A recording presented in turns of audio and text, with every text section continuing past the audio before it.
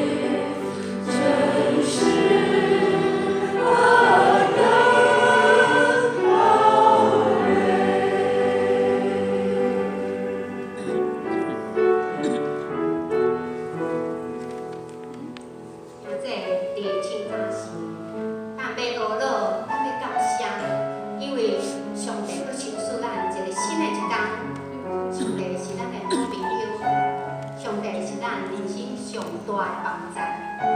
所以，互咱遮尔济问题，咱到底会当为伊做啥？咱到底会当为伊做啥？伫即首诗歌内底，提醒咱着爱尽心为主来做工，好无？咱伫即个礼拜，至少甲一个人表达你的关心。这个人可能是一段时间你无看到伊，也是讲较无啥咧联络，最近较无啥联络。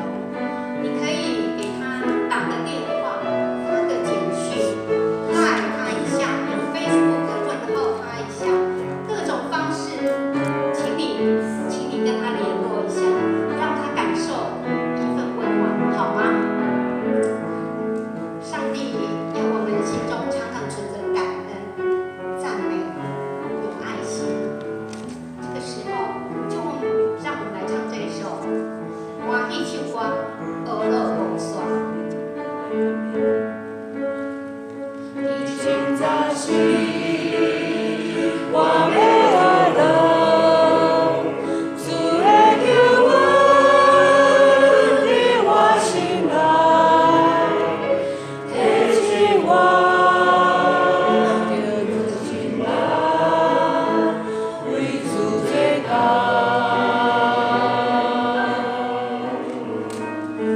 你现在是我要感谢。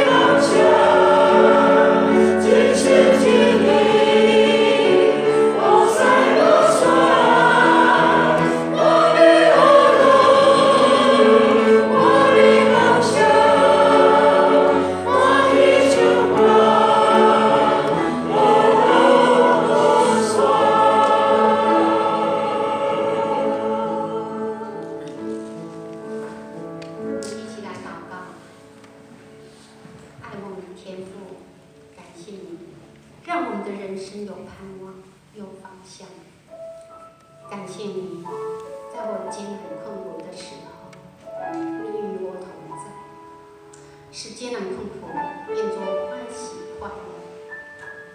赞美你，因你慈爱长存；赞美你，你是施行奇事的神。